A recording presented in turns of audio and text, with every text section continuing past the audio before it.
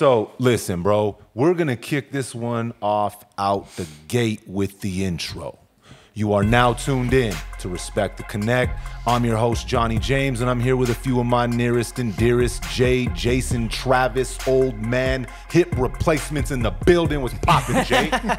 Chilling, dog. Chilling. Lenwords, what's cracking, Lenwords? I know you got a new one. Come on, I know you got one in the holster. What's cracking? Oh, man. No. I ain't got nothing. I ain't got nothing, but it's Sunday. I got something. Oh, and it has started. Production on the other side. We in focus and how we sounding. Crispy and crispier. Crispy and crispier. Buttery for episode 68. Make some motherfucking noise. Yes. What's up, fellas? Chilling, man. How you y'all, doing? man? Tired, brother? Tired but inspired. Yeah. That's going to be the thread of today. Tired but inspired, because I might be tired, but all my kids are safe. I know where everybody is, and my house is intact. As a lot of you guys know what we've been doing, where we've been at. Shout out to all my people out there in Doso. It's been one hell of a week. Yeah. We all got to go out there and see firsthand what this has caused. And it's left me, I don't know, man. I don't know how to like kind of describe after we left what I'm kind of feeling. Man, I was kind of in shock, bro. Like when we we left, we came back. I went home. I sat on my couch, dog, and I turned the TV on and it like hit me. It was like, damn, I'm home. I'm on my couch. Like those firefighters fighting that fire, bro. They lost. Some of them lost their homes, dog. They don't have that luxury. You know, and it's easy for us to just take it for granted because we see it on the TV screen, bro. But there's that disconnect. So when we were up there, it's different to see, you know. It did. It hit a little different being out there on Stink Lenwords. Yeah. I think we talked about it earlier. When we were around the people at base camp and everything, spirits were high. You know, like people were holding it down. Emotionally, like, you didn't see a lot of crying or, tears or anything like that.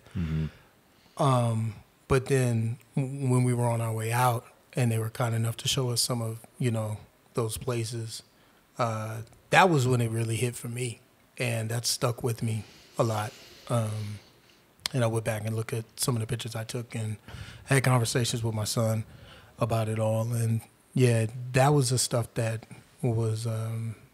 It's just devastating, and it's sad that, stuff like that can just get taken from you just that fast. Blink of an eye. Not your fault. Nothing you could have done to protect yourself or even prepare for something like that. And, you just lost everything. Yeah, man. You started from scratch. Like you were saying, like not being prepared, right? And it's interesting because they all were prepared, right? In a way. Because, we were talking to, I can't remember the little homie's name, but he had lost his house, remember? He ran up on us and he had recognized me and we started talking. And you talking about the kid who had to do the dishes? Yeah, homie had to do the dishes. And again, he was in great spirits, right? He was. But talking to him, and he's there still, and he lost his house, he lost everything that he had, and he was just still laughing, you know what I mean? Still, I don't even know what the word would be, bro. Like, just still alive. Like optimistic, bro. Yeah, he was still optimistic. He wasn't like down and out. He didn't seem like depressed. Not saying that he's not feeling any of those things, but the way that they were moving out there when we were talking to the people that have lost, everything. And when he said that they've, they're always kind of prepared, right? They know that it's a possibility every single day, especially in the summers. But like when they're like, yeah, here comes a fire. But he's like, oh, we get fires all the time. Right. So a lot of people didn't take everything that they could with them. They didn't take it as serious because it happens a lot. So when that happens a lot, obviously you're just kind of, I wouldn't say numb to it, but you're like, oh, this is probably going to pass over, which I would assume people, the same thing with like hurricanes. Yeah. Down by like Florida and all the, the panhandle and stuff down there. They get hurricane warnings all the time. They're like, we're just going to ride it out. Do that with tornadoes in the Midwest because we used to have those. And we would be like, yeah, it's a tornado. But a lot of us weren't tripping because we weren't like in the city proper. We weren't in the rural areas, which are way more vulnerable to natural disasters like that. Yeah, for sure. So when he was saying that, you know, when it started really hitting, they weren't able to take what they needed to, or what they wish they would have, I guess. But then we talked to the other that sheriff, right? And she said that her aunt had lost her house, but she's like, that's all material shit. I'm alive. You're alive. We're alive. We made it. I could replace my dresser. I could replace my clothes, but you can't replace me. And having that type of like focus on the stuff that really does matter has got to help. But as they were saying that type of stuff, I started thinking to myself, even though, bro, even you're focused on what does matter, brother, you built your life in these places. You know, there's probably stuff that's completely irreplaceable, you know, photo albums, just the stuff that means a lot to you. I know it's only like physical things, but there's a few photo albums that if I lost, I would never be able to get those pictures back ever again. So just, I don't know, man, being out there on the ground, you see it from the news, you hear people talking about it, being able to actually be there in the town, well, you know, it was still on fire and you see all the firefighters and everybody coming together. It was inspiring. You know, when I was talking to one of the firefighters and he told me that he lost his house, it was I didn't know what words to use, because hearing I lost everything I have, like, that's fucking devastating. But he was still out there on the ground working, so that's fucking amazing, right? Yep. As a man of many words, I didn't really know what to say. Yeah, man. There's not much to say in a situation like that. Words can't really comfort, you know, but maybe, you know, the good thing is he is staying busy, you know, keeping him occupied, doing good, paying it forward to some extent, trying to save some other structures, bro. Like, that was crazy, bro. It was tough to see out there. It was. And, you know, I heard now that they're going to let residents back on Monday. Fuck, I wish we could have took everybody back with us. Like, they weren't letting anybody into the town at all. Nobody, no news, nothing.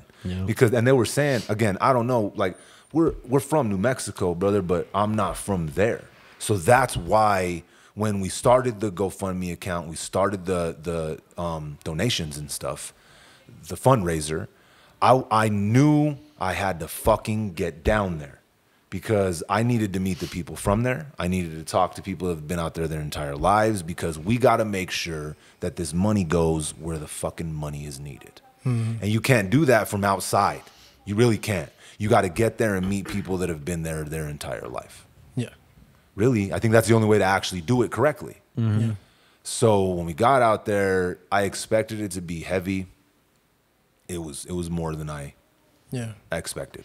Yeah. It didn't feel heavy being around the people. No, but until we seen the destruction. Yeah, when you see what used to be a neighborhood. Yep. Like that whole valley that was burned up, bro. All those homes in the canyon. Yeah, that was crazy, bro. And then seeing like how it moves. You know, remember they were showing us the videos like that you had like 4 houses that burned down and one that was fine. Didn't get touched, 4 houses burned down, one that was fine. Right. The way it moves, like, because I saw that too. Even after we left, where was that, like a hotel or whatever it was? That structure, that bigger one. Just coming up that road, on the right side, there was like some houses that were intact, but you'd see the fire had jumped over the street, and then there was like used to be a house, used to be a barn, used to be a house, and then a full structure, and then it would just skip. So it's like you can't even like know that it's gonna happen to you, even if it's right there. Yeah, that's wild. I don't even know. Like, living in New Mexico, we're a little barricaded from those other natural disasters you were talking about. Hurricanes, tornadoes, that type of stuff. We don't really have to deal with that kind of stuff. But wildfires, I mean, look at the one that was up in Vegas 2 years ago. right? The one that was in Los Alamos. Los And we Alamos, get them yeah. in the Bosque too. Exactly. The one that was in Ruidoso like a few years back too. What was that, Black Bear? Yeah, see, and that was a part of it that I didn't really realize, which I should have, but you know, I've never had to live in the middle of a wildfire. When they told us that, you know, people are like, yeah, the rain, thank God it's raining. Yeah, of course it does help. But since the ground was already scorched from those previous fires, it can't absorb the rain. So they're having massive mudslides now and flooding throughout, which is fucking crazy too, because the day that we went out there and we were talking about flooding, Vegas started flooding and Grant started flooding, bro. Our state's getting like monsoon season right now, which a lot of places need it, but it's in a weird situation to now where like it's needed, but it's causing destruction and other problems. So, you know, living in New Mexico, we are removed from those other type of natural disasters, but we have our own type. And we're just kind of used to it now at this point, I think, which kind of sucks to say, but every place is like that, I feel. You know, you go back to whenever Katrina hit, there was a lot of people that are like, nah, I'm just going to stay here. We'll board up the windows. This is going to pass over like it did every other time before. But that wasn't the case. So it's like, as a resident there, how serious do you take it? How fast do you move? Because if you get up and every single time that they say to take your stuff, tell you this is going to be bad, this is going to be bad. If you do that every single time, you're going to come to a point when it's like, I ain't going to do this again. And then what do you take in 4 hours heads up? You know Exactly. what I mean? Like, what can you really...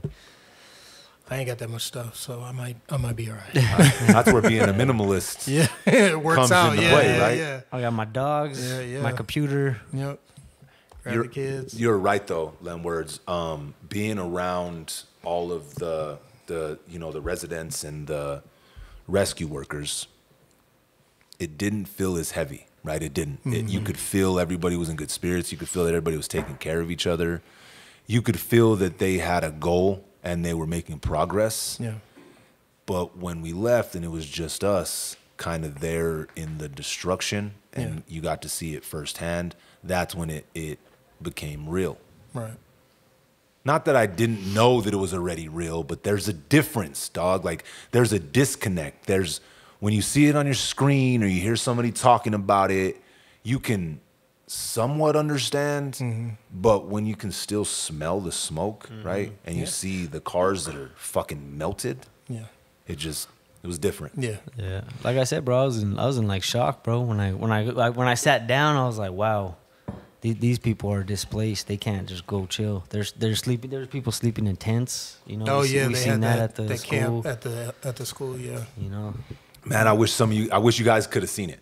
Like I said, I'm tired but inspired because I'm still out here in my fucking air-conditioned house. Everybody's fine. And we got these frontline workers that are still intense. They had them in the middle school, like we pulled around, and they had like, fuck, man. Yeah, the soccer field. 1,000 tents? Easy. And they told us they had what, like about 1,500 firefighters that were working in at the time? Yeah, that's what they said, like huh? that, Yeah, it was like 12. Yeah, he said like 12 to 1,500 boots on the ground that were working.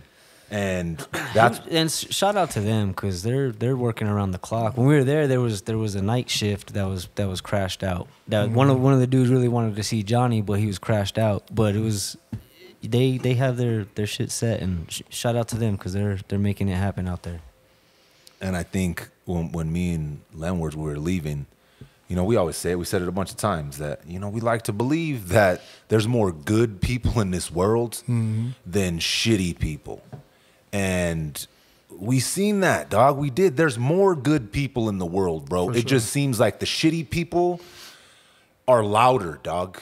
Right? They're louder, so it seems like there's more. But Lenwords said it perfectly. He said, yeah, you know, we're the silent majority, dog.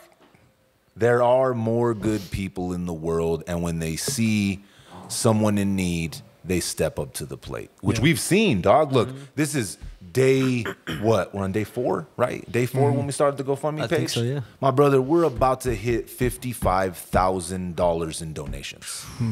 And I can see where most of them are coming from, and they're coming from home, bro. New Mexico has stepped up to the plate. Yep. And that's why I wanted to be 1,000% transparent when we teamed up with GoFundMe. Because you see GoFundMe accounts and you see people out here that are taking advantage of a tragic situation. Yeah, just say it. They scamming. Yeah, they're scamming 100%. And GoFundMe's gotten better about it, but still, I wanted to be so transparent. It was just easy to see everything that we were doing. So when we reached out to the CEO of GoFundMe, I knew that was the right move because I teamed up with them, so they're the ones that are there to watch us and make sure that the money's distributed correctly through their .org. So it's a nonprofit organization.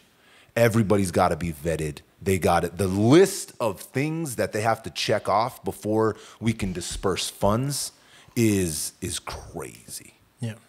And it's to make sure that people aren't out there taking advantage. Right. You got to make sure. And that's why I had to be there and meet the people from the village, because that's who the money is going to go to. Right. Like, this ain't fucking Red Cross, dog. Yeah. I've been hearing some fucked up shit about what they're doing down there in Roswell, bro. And I fucking hope it isn't true, dog. They said they took over one of the like places that they were housing the evacuees and fucked it all up, bro. Really? They were locking up the food. There was no outside food allowed in there. No one could eat after 5 o'clock, they're saying. Then they had them on? What? Bro, what the fuck? Like they're like with their fucking prisoners? What the hell, bro? that's They're crazy. already suffering. They had to leave. They don't know if their fucking house is burned down. And now they feel like they're in a fucking a prison? That's crazy, bro. Yeah, that's out of hand. And see, that's why I worry about these kind of organizations. They're made to help the people, but when you look how much money some of these organizations are making and how some of their what the CEOs are making. I was just about to say that. Yep. What? Those administrative fees. Exactly. And you hit the nail on the head, my brother, because the nonprofit organization that we met down there when we went to Doso just now has no administrative fees. They're built from the people there. And how they explained when we release these funds, they're going to go directly to the people impacted. Yeah. And that's why we had to get out there. I didn't want to be one of the first people that could go and cross the barricades. Yeah. I don't live out there, dog. I'd feel a certain way too if someone that wasn't actually like a resident down there was out there trying what most people try and do for like optics and shit, bro. My brother, you guys know me better than most. That is not me, dog, at all. We ain't out there for optics. I had to be out there so we could make sure that once we open up the floodgates of, which sounds like a lot of money, but really isn't. It could get sucked up pretty quick. It's going to. Yeah, it will. That 100,000, bro, once we start opening up the gates, it's going to be gone in no time. Yeah. Just as fast as we raise the money, it's going to be gone probably faster. It can get spent. Yeah. Yeah. Because we heard them say it themselves, like the chief of police, he lost his house. The fire chief, he lost his house. And they were telling us, you know, every donation matters. The food, the clothes, the money, it all does get utilized.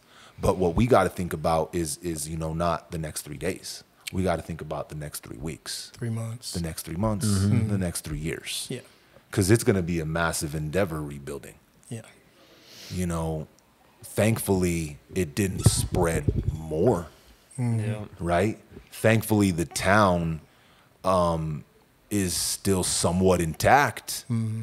Because the way it's set up, that could have, you know, it could have wiped the entire village off of the map. Oh yeah, it would have just been like the way that canyon is structured. It's like just a big bowl on the side of a mountain, and if that fire just surrounded it, like, because you can see like up high on the edge of the ridge, it was just black.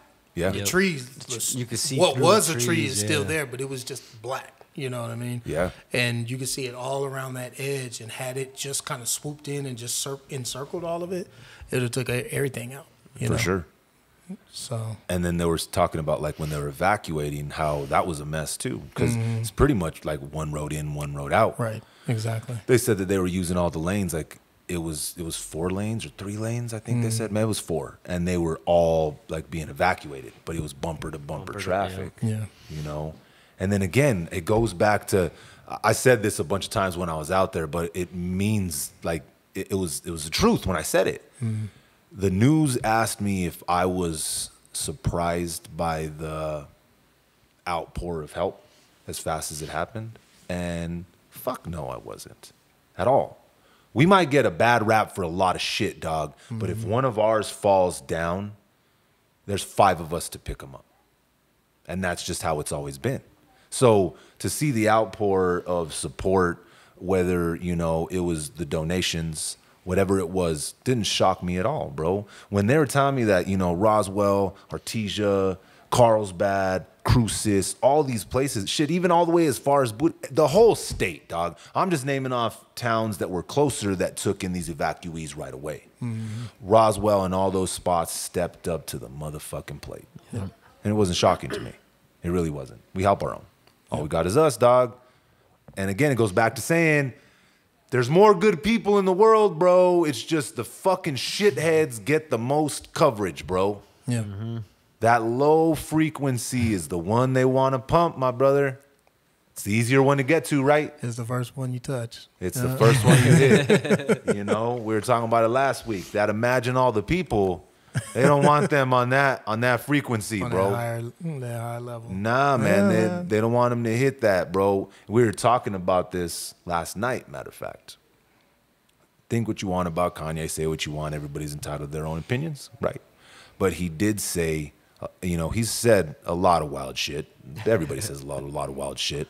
But one of the things, or 2 of the things that he said that has kind of always resonated with me is he thinks that the frequency of having like 10,000 people singing in unison is the healing frequency, right? And 808s are a lower vibrational frequency. Yeah.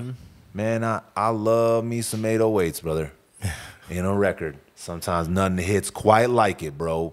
But when you think about it in frequency like that, it makes sense. And what are people talking about over those 808s, dog? Usually it's on some fuck shit. Some dark shit. You know what I'm saying? It's usually on some, that's why I fucked your bitch, you fat motherfucker. I love that record. But Should add some 808s to it. yeah. But the thing is, dog, is 2 things can be true at the same time, right? Yeah. They can. And it's true. You know, you see firsthand how great we can be as like a community when tragedy like this strikes. And then again, you can also see how shitty people can be because there are people out here taking advantage, bro. When they told us that they were having looters coming in, trying to break through the barricade. Man, like, that's wild. People out there looting fucking houses that might not even be up the next day. Yeah. You got to be a special kind of fucking shithead to do some stuff like that. And then what that kid, he said that that one of the dudes he was on the news, but he was from like a few towns over, and he was crying like he was he lost his house. Personally affected? And so he was probably trying to get a payout. You know what I mean? Why the fuck would you use somebody else's tragedy to bring attention to yourself? That shit gross. People do it all the time. That's just gross, dog. Yeah. But see, you see those stories again, and we got to meet the people that were directly affected by this tragedy, and none of them were doing anything remotely like that. Yeah. None of them. Yeah. Nah, not at all.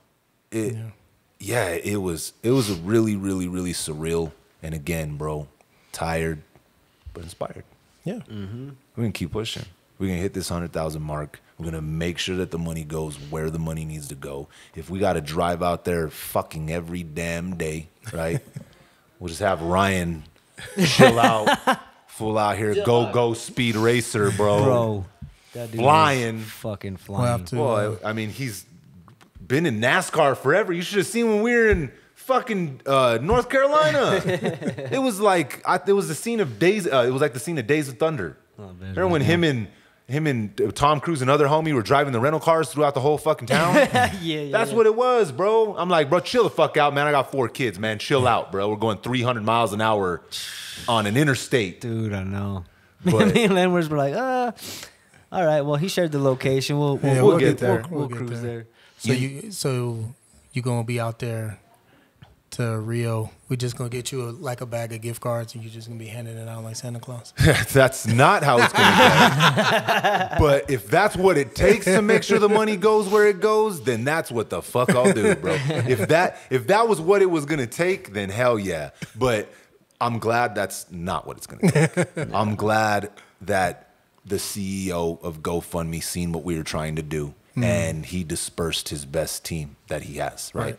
I was in that morning, we were in a Zoom call with 9 professional disaster relief employees for GoFundMe. And they were all talking to each other, but they're like, no, we got to do it like this. Remember what happened that one time? So these guys know so you're learning from their experience. They know what they're doing. You can avoid the pitfalls. That's exactly. Great. Yeah. And the best advice I think that they gave, and they're like, we can't tell you what to do, but this is what we suggest.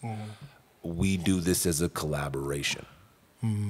And the money goes into the nonprofit part, right? Into the GoFundMe.org.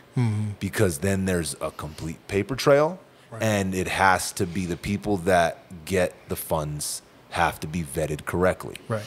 Because they have standards that are different. Yes. Gotcha. And it has to go from nonprofit to nonprofit. Right.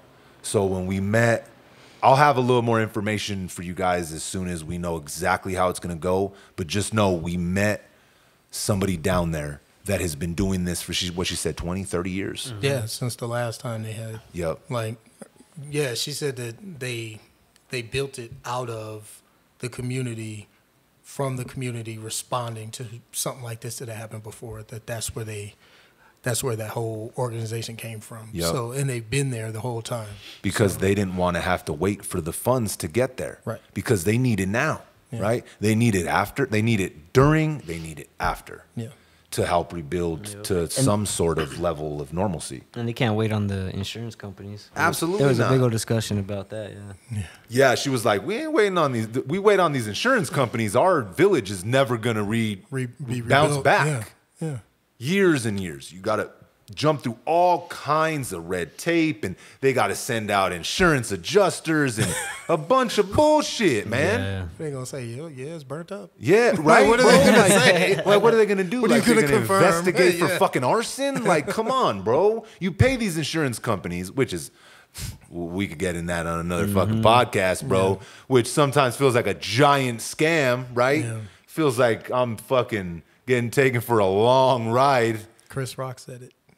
He said, I'm paying you for in case shit, but in case shit don't happen, don't I get my money? No shit. Where's my refund at the end of the year? Really? Yeah. That in case shit didn't happen. I'm going to need at least 5% of that in case money I sent off. What I'm saying? Something. So waiting for that is going to take too long. So how they built their nonprofit organization to help the people there, to me, made all the sense. Because they know what they're doing. They've seen it before. They know everybody in the town. They know where they were, 95% displaced to. And they're going to be able to see, she was saying there's tiers of emergency relief. That when we got there, they had just got a significant donation out the gate. Right. Yeah. Right. So she said that the way they're going to disperse it, there's tiers of okay, well, your house didn't burn down, but you were displaced for 4 weeks. You weren't able to work. So you're going to get X amount of relief. Yeah. Your house burned to the ground. You can't find work. You need this amount. You need a different level of relief. Yeah. But everybody that they can help is going to get the help. And to me, that she just checked off all the marks that I needed to hear. Yeah. And now they got to check off the marks of what GoFundMe needs to hear. Right. So it makes me feel more comfortable because I've never done this before, brother. This is a first for me, dog. Yeah, and it gets so much deeper when you're talking about how to respond to those things, because a lot of people, we're people first, so we're thinking about the individuals and the families that have lost everything, but there are businesses that lost everything too. Exactly. And those businesses, many of them employ the people in the community, so it's like you had 20 employees in a restaurant, but the restaurant burned down. Now all 20 of those people, even if they do have a home, they don't have a job anymore. You know what I'm saying? How like they gonna don't, pay their bills? How are they supposed to? Yeah, because the pandemic taught us that the shit don't stop. You know, they gonna still want their money when they want their money. So it's like 100%. a lot of that relief isn't just for the individual people. You know, that's just the first touch point, but it's going to be a broader solution for Ruidoso because it's going to require comprehensive rebuilding when it comes to responding to all that, because they lost infrastructure. It's gonna be years, bro. Yeah, it's gonna be for years down sure. the road. They're never gonna be back to normal. You know what I'm saying? Well, It's gonna take 100 years for the build back better, Jay. I mean, you can definitely that's do what that. it is. You can definitely do that. But again, you know, you still, as you're building, we see in all these natural disasters. New Orleans still isn't the same. That's true. How long? When Katrina was what? 2004. 2000. It was something like that. Yeah, it was like that. Yeah. damn. 2004. It was Do me like a favor, 04. Dom. It was Look like up, 04 or 05. look up exactly when Katrina was. Just let us know. Look at, bro. We're talking. If it was 2004, that's 20 years, brother. Yeah. And they've been hit with hurricanes since then. Yeah. 2005. Yeah. See? It was 05. Yeah. Almost And they Way off. years. And they almost immediately just redrew the lines in New Orleans after that. They was just like, that road that you used to live on, we don't call it that anymore. Like we just they redid the grid, you know, in some neighborhoods and some places. It's just like they just redrew the lines of the counties and the cities and the neighborhoods because it was all washed away. And see, for me, as an obviously outside perspective, we saw a lot of the pitfalls in real time for a tragedy of that magnitude, right? We seen the government officials not step up to the fucking plate. We've seen people suffering. We've seen people living in fucking asbestos-ridden FEMA trailers. We've seen people not getting the relief, probably still to this fucking day, I would assume. Yeah. So seeing that type of shit, it makes you weary of government agencies. It makes you weary of these people that come in with a fucking cape and some trailers saying, we're here to dun, da, da, da. We're here to save you. We're here to save the day. When they've proven time and time again, dog, that 9 times out of 10, it seems like they're out for themselves more than anything else. Some of them. I mean, you just always got to keep in mind the government is us. You know, it's still us. So if it's not functioning properly, it's because we're allowing it to do so. And in these emergencies, this is when the rubber meets the road. This is why you need to have an organized government where you live. You need to have a social structure where you live. You need to have people who are in charge, who are accountable, that you can go to and be like, hey, this is an emergency. We need help. Yeah. And we need a decision maker to organize the decision making. And that's your job. You know what I'm saying? And it's tough, I think, for some of those people because you want a perfect performance out of them. And you're not going to get it. No. And then sometimes you get people in there who are just solely out for themselves. And you wouldn't know until tragedy struck that this person is a piece of shit and they really aren't built for this. You know, I shouldn't have voted for him in the first place. You know, that sort of thing. So I feel like, you know, I don't want to say we're all on our own, but I feel like we need to have different layers of protection. First level, you always protecting yourself and your own. Yep. But then look out for your neighbors, you know, when... You know, maybe it's not a fire, but maybe your neighbor's out of town. Make sure nobody's creeping around the house that don't belong around there. Like, look out for the people in your neighborhood and your surrounding area. If your neighborhood needs help, needs work, needs whatever, the people who live there should be the first people. You shouldn't be waiting on government or some community, some abstract community outside of you to fix shit. It's us. And I think Ruidoso they have a structure like that. That's what's really dope about it. Yeah. We seen it firsthand, dog. Yeah. That's what I took away. That's why I keep saying inspired, bro. It was tragic, heartbreaking as fuck. Yeah. But I couldn't help but walk away feeling, I don't know, man. The place is in good hands, man. Yeah, like that they're not letting any bullshit slide at all. They're all taking care of each other. Yeah. Which is how it should fucking be. Right. That's how you make the real difference. You can't, like, I had people that are like, well, there's wars all over the place. Why are you doing fucking GoFundMe? Da, da, da, da, da. Like, I understand that. There is fucking wars all over the place. I'm one fucking person, and I'm trying to help my neighbors. I was about to say, you're here. Yeah. I'm trying to help my neighbors, dog. I can't fucking throw on my Iron Man suit and fly off into some other country, dog. That's ego, man. When people want to save the world, it's like the world is right where you're standing. Yeah. You know what I'm saying? So save this shit, what you standing on right here. Don't worry about the shit on the other side. Because the people who are over there, that's their primary focus. That's what they care about most because that's their world. They got to fix their shit first before anybody can go over there and say, oh, no, we'll fix it. It's our responsibility. It ain't your fucking responsibility. You need to fix your shit. You know what I'm saying? Clean your own house before you go into somebody else's talking about, oh, man, this is dirty, that's dirty. 100, You bro. wildin'. Yeah, bro, you got fucking dishes in the sink, man. Hey, laundry overflowing and shit. That's the story, man. People need to. Can you tell that kid's story? Oh, that was a good one. I Yeah, love that one. bro. That's why I could tell that they were in good spirits hearing stories like that. So, little homie, man, I feel like shit because I can't remember his name, but I've been, going through all kinds of stuff these past few days. Nothing but love, though, my brother. Nothing but love. I can't wait to get out there. We're gonna see you again. He walked up on us and he was telling us, he lost his house. And he was telling me how they're used to hearing like, yeah, you might have to evacuate. So he was just, everybody was like, even his mom was like, listen, you need to get your ass in here and do these goddamn dishes. And he's like, but mom, they're telling us that we need to evacuate. So I get in here and do the fucking dishes.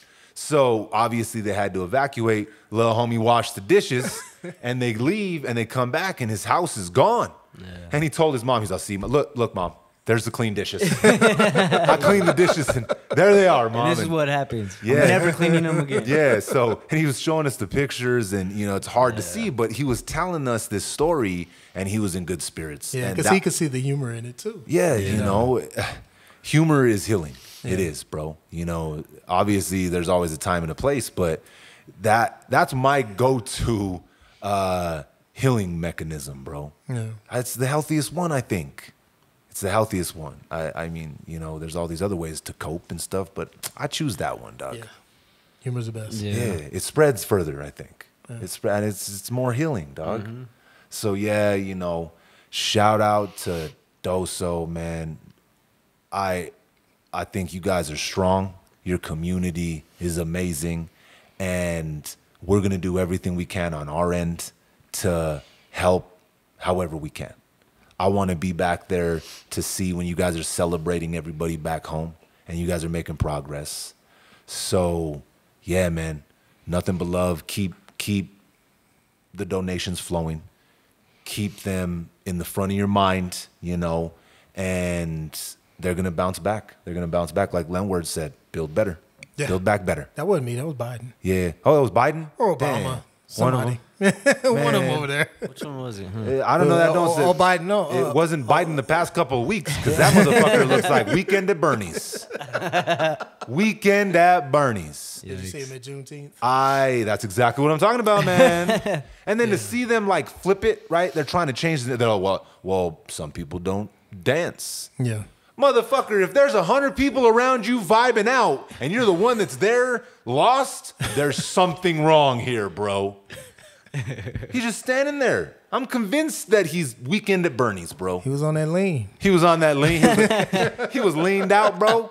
He took a couple of sips of promethazine before Juneteenth. That's even more wild, bro. Crazy business, dog. So speaking on Juneteenth. Shout out to K. Dot. Oh, okay. We going straight into. Lenwords didn't know where I was going to take this. No, because once you say Juneteenth, that's just a joke to me. Where did you think he was going to take it? Well, I don't know. I thought he was going to ask me to tell people all about the history of Juneteenth. I was gonna listen, be like, Lenwords. Hey, man, fuck you. Fuck you, bro. All right, bro? Fuck Listen, you. Black Mike ain't here today, man. All right? You dealing with motherfucking Lenwords, bro. No, I use that as our segue to something that might have been one of the greatest fucking concerts I've ever seen, my dog. Huh. K-Dot was in his bag, bro. Yeah. Man, Did you see it, Jason? Yeah, I seen some pieces of it. Did you see it, Lenwords? Yeah, I saw. I didn't lock in for like 4 hours. I tried. Yeah, I No, had but to- did you see I had to jump to the K-Dot's, end. right? His main, because it was a 4-hour concert. You had Tyler the Creator was there. Fucking Mustard killed it, bro. So it was a massive situation. I'm talking about specific K-Dot's part. I seen a good amount of it. Yeah. Man, this motherfucking guy, bro. He comes out to Euphoria, red hoodie, out here looking like Miguel from Coco, right? And he comes out to Euphoria. Oh, hell no. I knew we were in for a journey when he came out with that one, bro. Yeah. Yeah. Man, listen. What did Ken call it? He said it was I Hate Drake, the musical. No, it was Drake's funeral and it was fucking lit, man. That was the littest funeral I've ever seen, So bro. Drake hasn't done anything since all this, right? He hasn't. Yeah, dropped he no- released that Wakanda Laila. That shit was insane, man. Oh, I didn't hear that. Oh, don't worry, you're not missing anything. This guy that's all he remade. dropped? He did what? Hey There, Delilah? Is Yeah. that the name of the song? Yeah. He auto-tuned the redid it, fuck out yeah. of his voice. They did an auto-tuned version of Hey There, Delilah that Plain White Tees thought was AI generated. They didn't even believe it. I thought it was fake too. Bro, I wish it was.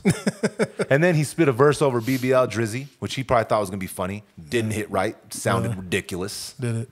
Man, he out here. That's- Kendrick is diabolical, my brother. Yeah. Well, that's the thing. It's like when you represent the culture, but you're not really for it and you're not from it, it shows. Because in times where we're drawing that line, Yep. you know, we want to know what you really like, what you really stand on, and then all you can come out with is the melodies and the dance tracks, but you don't have anything else to say or anything else to represent.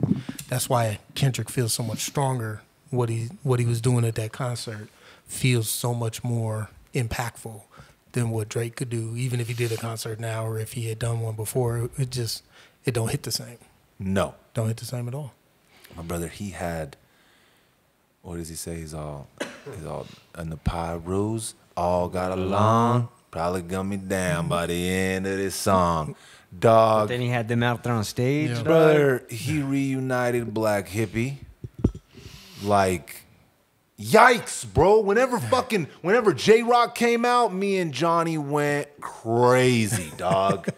And then he kept bringing him out, and then Schoolboy Q comes up. Bro, dog.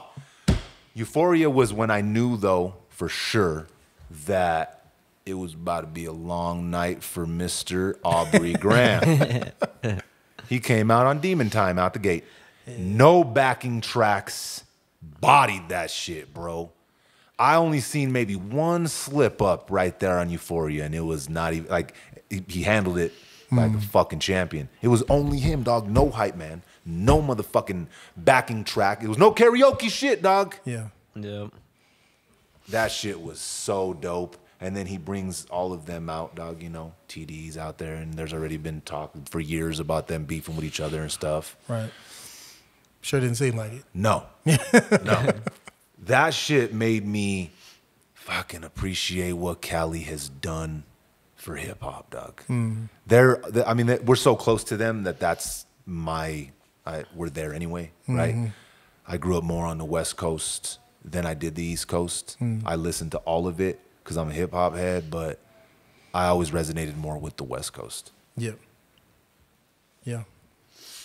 Yep. And he brought out all the cats from the hood and everything else. Like, it was just every neighborhood in LA was represented up there. It was inspiring. It was a big really deal. good show. It was a big deal. Wop. Come on, dog. That shit was sick, bro. Y'all are not as fucking hype as you I need didn't to be watch right all of it, now. man. Man, this fucking guy, bro. And then he did swimming pools. Pull her up. Drank. He fucking bodied that shit, dog. So we're halfway through it, and I'm just. Then he performed 616, bro, man. I didn't expect him to perform that one, and he fucking bodied it, bro. He fucking killed it, man. His performance was on point. He didn't even look like he was out of breath. Everybody out here always clowning on Kendrick because he's out here doing burpees and push-ups in the fucking park. Y'all see what that does, man? Dude's cardio was on point, dog. He could have kept going. So we're halfway through it, right? Me and the boys were sitting there watching it. Aaron, so Johnny's a huge Kendrick fan. He's been forever. Really? Oh yeah, he loves Kendrick. Word for word, almost all of his songs, Johnny can recite it. Yeah. Aaron might be giving us some competition though, my dude. I seen that little video. My dog, this guy, word for word. He loves Kendrick, bro. So much so now, it reminds me of how much I loved Pac. Because if Pac told me I should hate these motherfuckers, I hate them. then we hating these motherfuckers, right? You know what I mean? Couldn't be a big fan back then because I was riding with Pac. Yeah. Jay-Z, who? What? Mobb Deep. I was fully on Pac's side. And that's like where I'm seeing Aaron's kind of like that right now. He's like, man, Drake. You know what I'm saying? OV ho. Like, he's on. Kendrick got himself a little rider right there, dog. But we're watching it, right? And we're all just super turned, bro. I got the surround sound blasting. I feel bad for my neighbors because we were having a whole ass concert, dog. We turned the lights down. We were just vibing out. And all of a sudden, you hear Still Dre piano, bro. He comes up from the stage. Aaron, I swear to God, bro, he looked at me and he said, Dad, I'm crying. Brother, he had tears in his eyes, man. He was so excited that Dre was there that he had tears of joy, man. And it's funny because Dom asked him last night. Would you ask him, Dom? I was like, what? Like, why did you, like, what made you so emotional? Like, what about it? And he was like, well, I love them both so much, and I didn't know Dr. Dre was going to be there.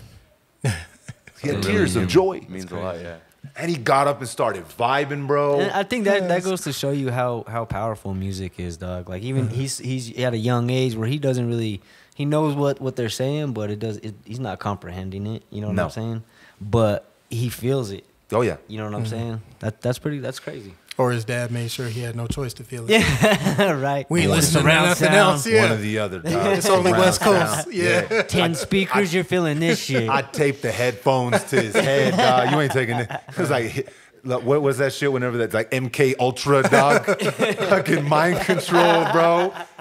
Nah, they know good music, bro. Yeah. And come on, bro. When that piano comes in from Still Dre, if you don't get the fuck up and wild out, bro, you're probably fucking Biden over there dead. Leaned out. Weekend at Bernie's leaned out for Juneteenth, bro. If I don't see you nodding your head to Still Dre even after all these years, bro, you the feds. Yeah, clearly. I don't. Clearly. You not like us, fam. Right?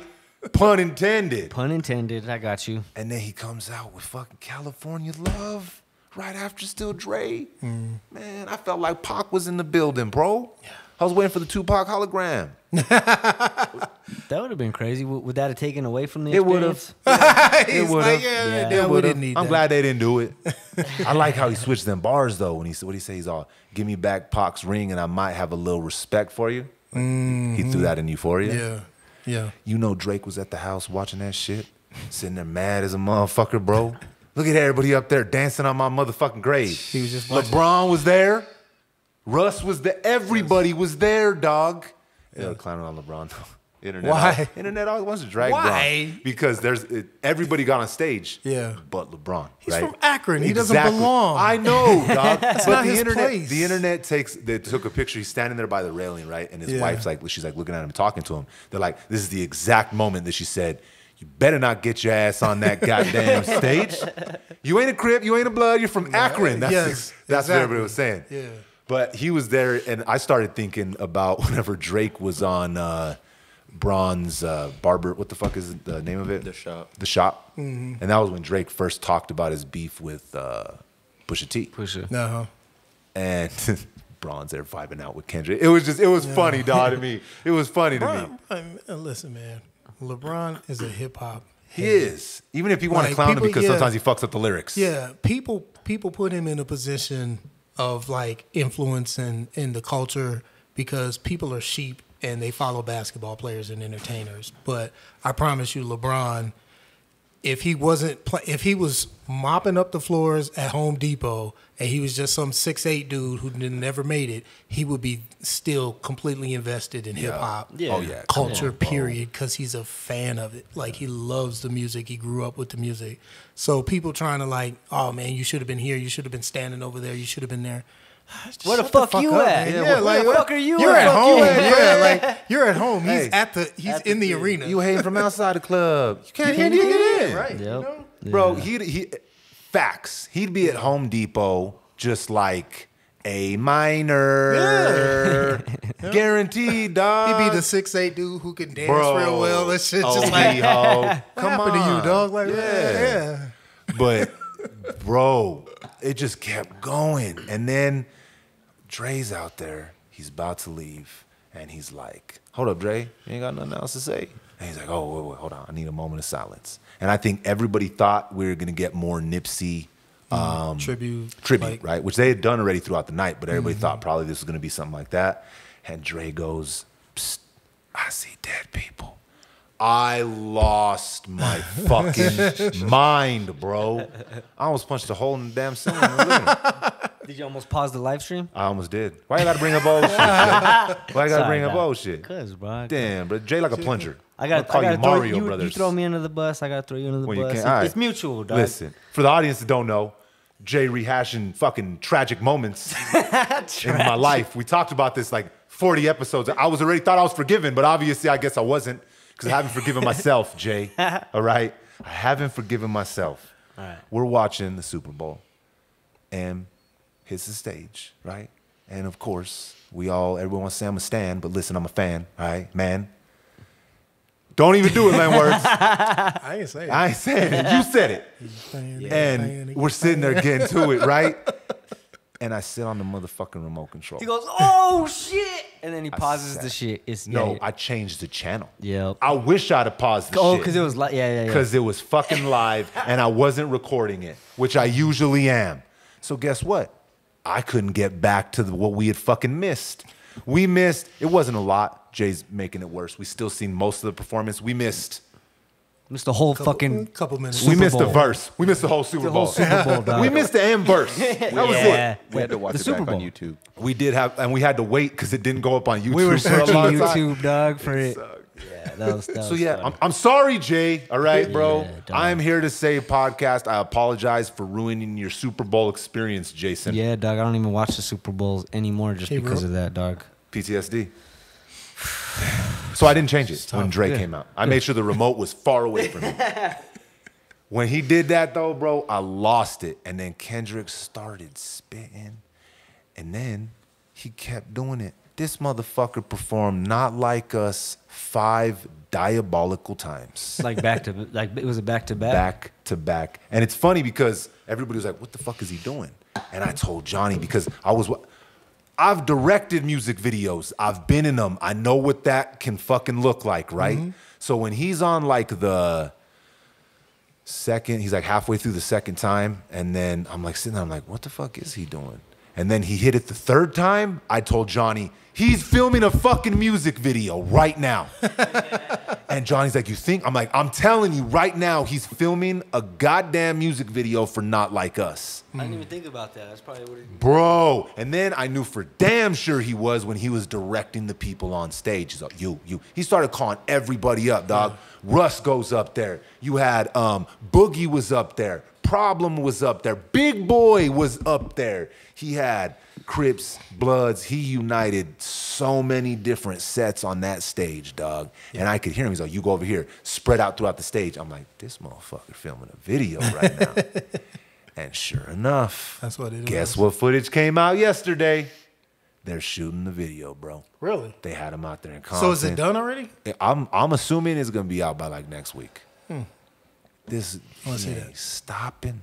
Yeah. This man That's a wanted team though. war. That's a power team right there too, though, bro. This man wanted war, and he got it, and he was prepared for it. So now looking back, hindsight, Yeah. J. Cole made the right decision to about face, my dude. Yeah. He really did. Jermaine just was not built for something like this, brother. Yeah. And there's nothing wrong with that. I don't think they would have had that much material on on J. Cole. Yeah. No. Yeah. Well, it wouldn't have been the same. It That's wouldn't- why yeah. I really think someone said, "Brr, brr." Yo, Jermaine, you need to sit this one Yeah. out, big dog. Yeah. Say what you got to say. Yeah, this What wasn't for. You got one. Go wasn't ahead, get for your you. one in, and So and did just anybody check? Did he delete it later? Yeah, it's deleted now. Deleted. It is deleted now, Jason. Rest of it's up, but that is definitely deleted now. Okay. This video's about to come out. What do you think? You think we get more Kendrick music? You think we get an album? You don't think so? I think this is it. I thought they said he's dropping an album. I doubt it. We'll see. What makes you think that, Lenwords? Because I think marketing and a lot of what they're doing right now is about cultural impact, and I don't think an album will, like, it's a hat on a hat at this point. Like, he's already achieved a masterful cultural moment. Why, like, what more do you need to add to it?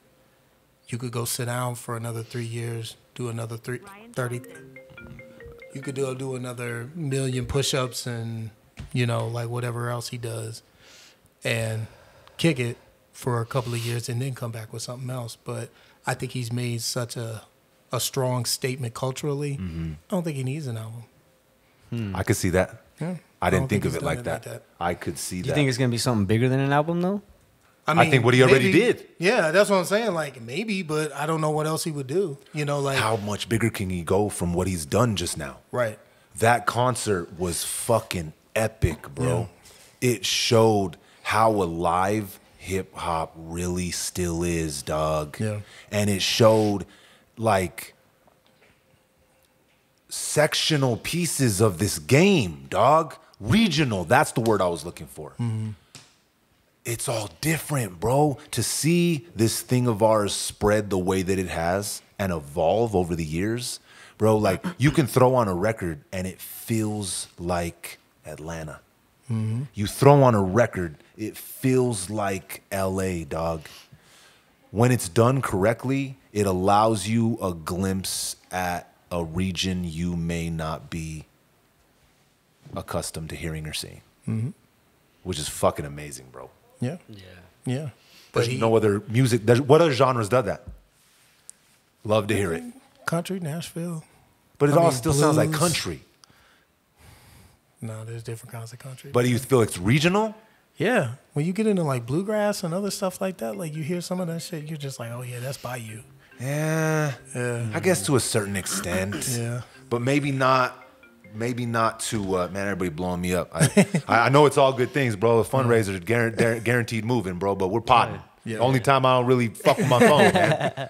I could see that, I guess. Yeah. I just maybe just not on the level that hip hop's done it. Well, I think it resonates differently with you because you know the nuance. I guess. You know what I'm saying? So if you were like a jazz head, you'd be able to listen to certain jazz records and you'd be like, But hip hop is unique though, because hip hop takes from hip hop brings from any type of genre. You know what I'm saying? Country, rock. It's the genre that could It's, use all you know, genres. And then hip hop has like their own drum patterns. You know what I'm saying? And I think that's what when it's done right, you can layer, and that's why we have so many different genres of hip hop, and it breaks off and branches out. Well, you think about the UK, right? Yeah, exactly. The what is it called over there? Slime. but hold on now.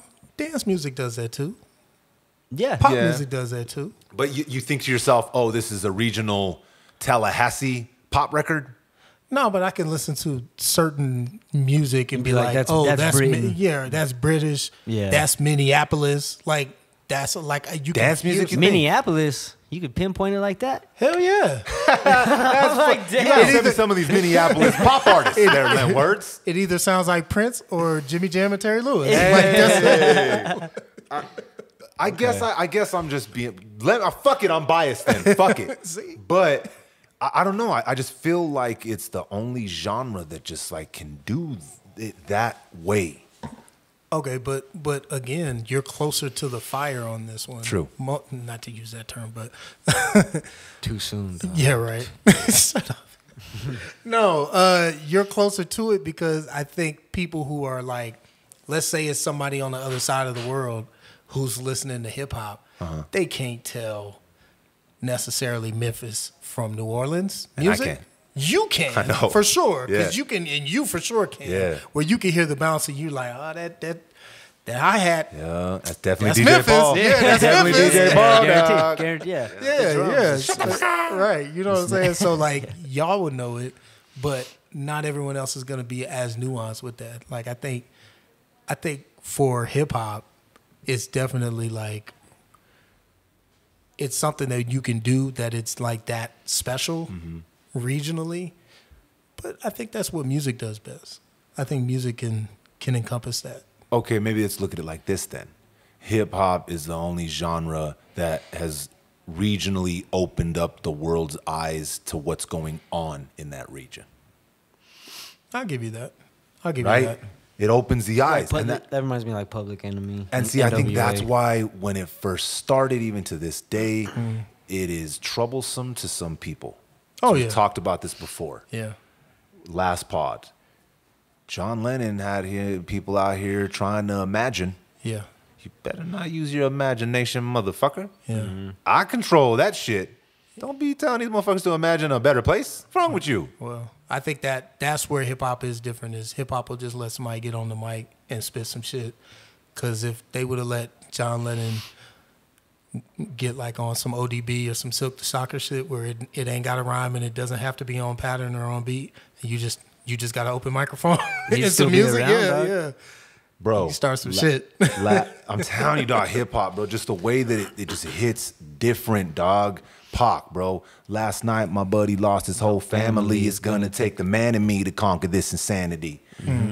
That's why it scared these motherfuckers. Yeah. Because it was peeling back layers and exposing shit that they did not want to be listened. We talked about, digested. This last week, I went back and listened to that Machiavelli album, the 7 Day Theory again. Man, like you look back at it in context, that one and Life After Death too, where it's like you look back at those nowadays, even listening to them back to back, you're just like, man, these were some powerful dudes, man. Like they had some skill. And Pac, man, like one of my favorite Pac songs is Hold Your Head. It's like one of the very few songs where he doesn't cuss. I think he says pussy at the end, but that's it. But other than that, it's like no cussing, and it's like the hardest fucking record. Like you can play that shit, and it's just like hell yeah, like you feel it in every inch of your body. You do.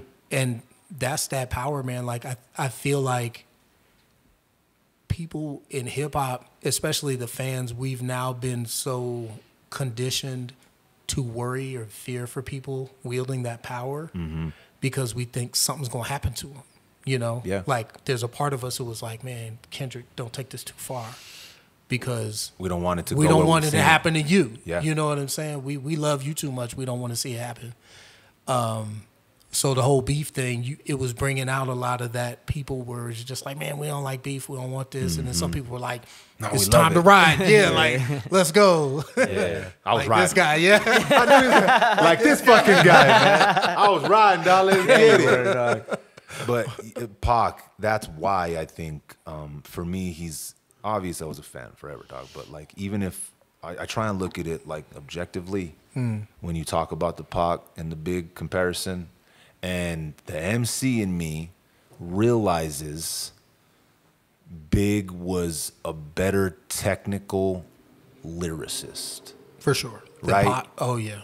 A better technical lyricist, the way he would construct his rhymes, his metaphors, the way he would use his syllables, the double entendres, storytelling. and Yes, the storytelling in it, right? Yeah. But Pac didn't need to be better in that way. Yeah. Because his fucking records, my brother, they hit right in the heart. Yeah. Pac, all that stuff was from his soul, dog. Yeah. Like when you hear Otis Redding sing, right? That ain't coming from his nose. That ain't coming from his head, my dude. That is all heart and soul. And you can feel it. It translates in the record. Not saying that Biggie didn't have records like that, but Pac's substance compared to Biggie's is just way more vast. Yeah. The stuff he was hitting on and the way he would broken down cartoons in my living room, bro. Like There was just something about what he was saying and how he would deliver it that you didn't worry about him being the lyrical, criminal, metaphysical individual, right? Yeah. He didn't have to be that. Yeah. And that was just Biggie. Yeah. And he was dope at that, but there's not, for me, and this might be my biased Pac fan opinion, he doesn't have a record that like hit me like Pac's records, and Pac's got a lot of them. Yeah. Like in the heart, dog. Yeah. Yeah. And you're right. I think a lot of it has to do with the way Pac delivered the rhymes, because it's like you could say something simple, but when you deliver it in a way that I can tell it means something to you, Yep.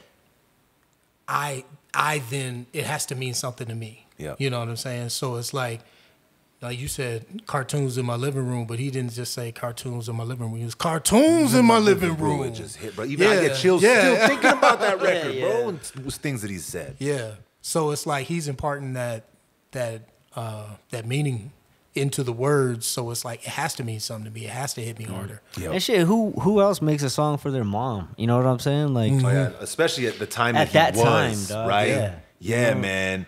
And Dear Mama, God, come on, the records dog. the records that he put out, bro, were crazy. Well, and then he says, right, when you go back to the interviews, I think we all forget that, bro, Pac was a fucking kid, bro. Yeah. A kid, dog. Yeah. He was what, 25 when he died? When he passed away. And look at all, man. Brother, he was a kid.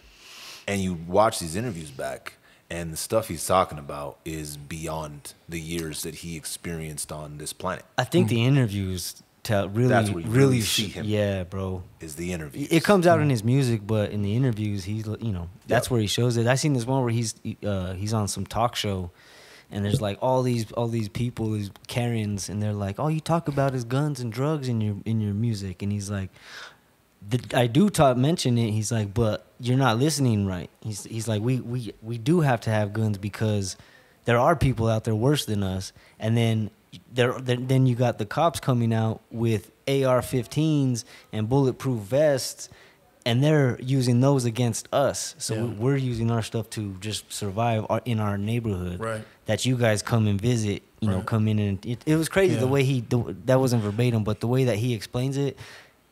Yeah, they had no rebuttal on it. Yeah, I think he made good points when it came to that type of perspective, because he represented people that needed representation, but because that group of people is so often looked upon as a monolith, all black men are the same, they're all threatening. He's saying, no, we don't like the criminals either. We don't like We don't like the dangerous motherfuckers either. Y'all come in here to police them, but you end up policing all of us and treating all of us like we're the criminals.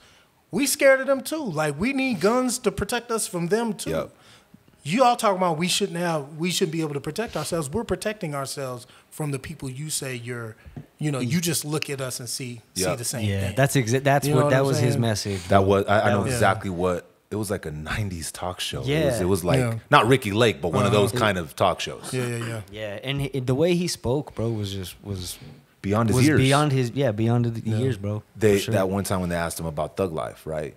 And he's all, when I'm in a record and I say, I'm living the thug life, baby, I'm hopeless. He's all, I'm not saying I'm living the thug life. I'm speaking to a kid that is in the middle of that, feeling hopeless. And that's who I'm trying to reach. Right. And like you said, too, that other interview when he's talking about, he's all, we asked with the civil rights movement. We asked with the Panthers. What do you think we're going to do now? Ask. Yeah. Right? He's like, we live in a position where it's like they want us to like sing a song to like get into this door. Like, you're behind this door and you can tell everybody back there is singing and laughing and having a good time. They have food and we're out here struggling and we're trying to sing a song to get in this door. Like, help me, I'm hungry. Help me, I'm hungry. Right? Please let me in, I'm hungry. He's on, after years, that help me, I'm hungry turns into I'm picking the door coming through I'm picking the lock coming through the door blasting. Yeah. What do you think, we're going to just keep singing the same old happy song? Hell no. Of course we're going to start doubling down. 25, bro. Yeah. His music is good, like forever. There's so many artists that have come and gone that will never get mentioned on that level, ever. And we're talking fucking thousands of artists, dog. Yeah. It's crazy. Yeah. I mean, I think he was also a product of of his time and era too. You know, like Yeah. you're not gonna get. I mean, you will on some level get an across the board acceptance of an artist who can speak for a large group like that, but everything's so divisive now. I don't know that everybody's going to co-sign one person, even with the Drake and Kendrick shit. Yeah. There are people staunchly still on Yeah. Drake's side, and they think they have to choose sides. And they can't. And that's what I'm saying. Like, be you don't together. have to choose sides. Like, don't believe that it's got to be one or the other. It's always both. The answer is always both. I fucking agree. 100%, dog. That was a good The way to put answer is always both. We were talking about that last night at my Uncle Ronnie's. My Auntie Lil birthday party last night. 69, bro. Shout out to nice. Auntie Lil. Yeah. So we were over there and, you know. 69 guys. Yeah. So, as happens with the generation, you know, them, which are the boomers, right? That's the boomer generation. Now the Gen Zs are okay, boomer, right? So we're kicking it with some boomers. You know what I mean? I love my family of boomers that we still got left around, bro. They got Yes, the sir. stories and we learning from them. Definitely. But we started talking politics, which always comes around with that generation. Yeah. Because that was their table kitchen talk that they Yeah. were raised on. Yeah. And it's interesting to all of us come to the same conclusion, dog. No matter what side you're on, right? Left, right, whatever the fuck. Both sides have things that I morally agree with. Both sides don't have things that I completely morally agree with. Why the fuck would I have to choose one or the other? Right. To completely ride for and not call out on the bullshit. That's crazy. Because I guarantee there's people that die hard ride for their party like it's the fucking Lakers and shit, that even if they don't agree with something, they're gonna just, well, I don't know. Yeah. It just I'm with can't be them. them. Yeah. It And just it's can't like be it's that like one. the most important decisions of like our lives, but we're like, well, I'm gonna go with this person. Yeah. When it, you know what I'm saying? And it's like, what are we missing out on over there, or what are we dodging over Yeah. there? Because you are. But we're catching bullets over here. Yeah. Because you are. That not one side is perfect. Not everybody's completely right. It goes into religion too. You can follow a religion and disagree with some of the fundamental pieces of it. Not all of it needs to be exactly how you feel as a human being. You know, reading the Bible, man, there's some stuff in there where I'm like, whoa, I don't know, man. I don't know if we should be doing that. Right? But there's stuff in there where you're like, oh, yeah, definitely. Right? Like the 10 Commandments, for example. Man, that's just proper human etiquette, my dog. Yeah. Like, of course you don't go walk across the street and fuck your neighbor's wife, bro. You should know that. Yeah. You don't need a religion to tell you that. I hope you know that inside as a human Yeah. being. That's probably wrong, dog. Yeah. You know, you probably shouldn't just kill another person. I feel like that should be ingrained in you, right? You got to do what you got to do. You got to protect yourself. You know what I mean? We ain't going to let someone come in here and fuck with our shit. But I'm not just going to be a psychopath out there deciding I'm just going to kill a whole bunch of motherfucking people. Yeah. Not everything has to be completely accepted from you if you don't agree with it, just because you're on that side. Yep. And that's what we kind of came to the conclusion of last night. It was pretty awesome, bro. Yeah. Oh, really? Yeah. You got through to a boomer. Weird. It was a mutual understanding, bro. Right? Because it's true. We're seeing. You said it, and you said it 1,000 times, Lenwords. It's divisive. They don't want us having this conversation. Yep. They don't want us coming to the conclusion that both sides are right and both sides are wrong, Yeah. Yep. because that's dangerous. Well, yeah. It's, some people want you to have a community only as long as they're in control of it. Oh yeah, yep. You know, They It's control like, yeah. the water, Yeah. the electricity. Yeah, we have a state or we have a county, and it's like, yeah, we like you repping your state and repping your county and your country as long as we're in control of it. Oh, yeah. But as soon as you say America first, well, what the fuck does that mean? Because I'm doing my own thing with America and I'm controlling America. I don't want you saying, oh, well, I like America this way or that way. It's like, no. You like it the way I tell you to like it. You know what I'm saying? Sure. You know what I'm saying? So that's the thing I think people are starting to wake up to. It's just like, oh, wait a minute. Like, we can define this shit the way we want to define it. We don't have to let someone else tell us what the fuck this shit is. But some people don't take that action to get these people out. You know what I'm saying? Yeah. I'm not trying to get too crazy, but it's just yeah, you are, Jay. Come on, bro. Talk about it. Talk about it. Jay, fuck the governor, bro. I know you want to say it, dog. Right. Oh. Whoa. I'm not saying that, but... My name is Jason Travis, and I endorse this message. Oh. No. You should AI that, Jay, and make it your voice, bro. You just did. Amazing, bro. Nah, but there's people that complain, but it's like, well, did you vote? Did you do anything? Well, yeah. No, I don't do that. So here's my counterpoint to what you're saying. In addition to what you're saying, because I agree with that, we have to. The thoughtful people have to run our governments. However, the government starts in between your ears. That's where government begins. So if you yourself are looking for some outside anything to fix your fucking problems, it's a two-tiered solution. It's both. You know, it's, yes, we need to run our outside government responsibly, but we also need to govern ourselves accordingly. Yeah. You know what I'm saying? And if you're not doing both, or I'm a fuckhead, or I'm cutting corners, or I lie to people, or and it's the small shit. It's always the small shit. It's how you live your life every single day. Yes. And if you don't actually do things to help the world around you, it doesn't matter who the fuck you vote for. You know what I'm saying? And that's the thing. It's like every couple of years they drum up this, you know, this energy and get people so riled up to choose sides. Yep.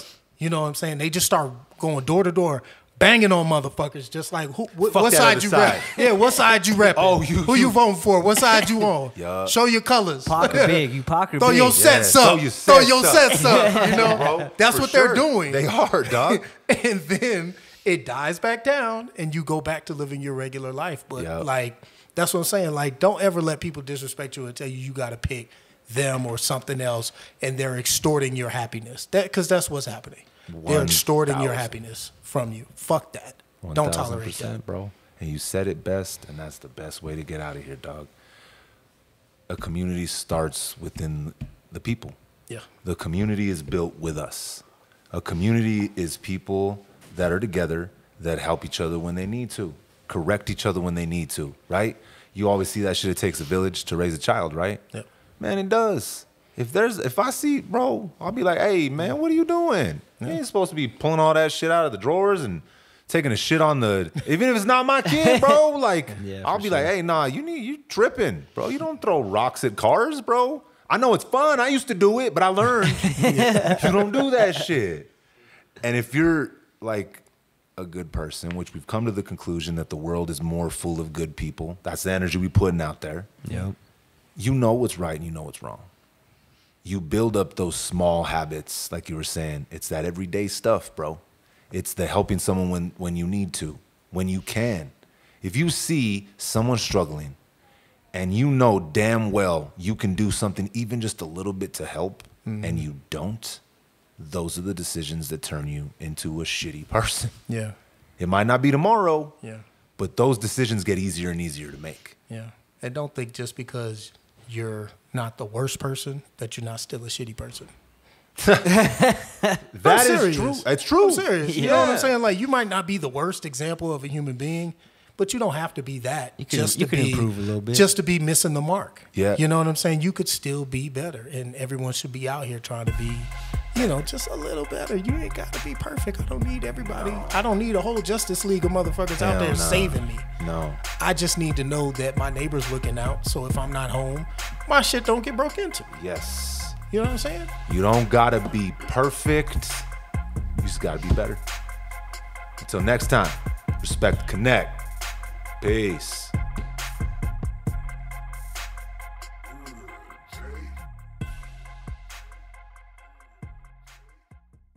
It's thicker than that.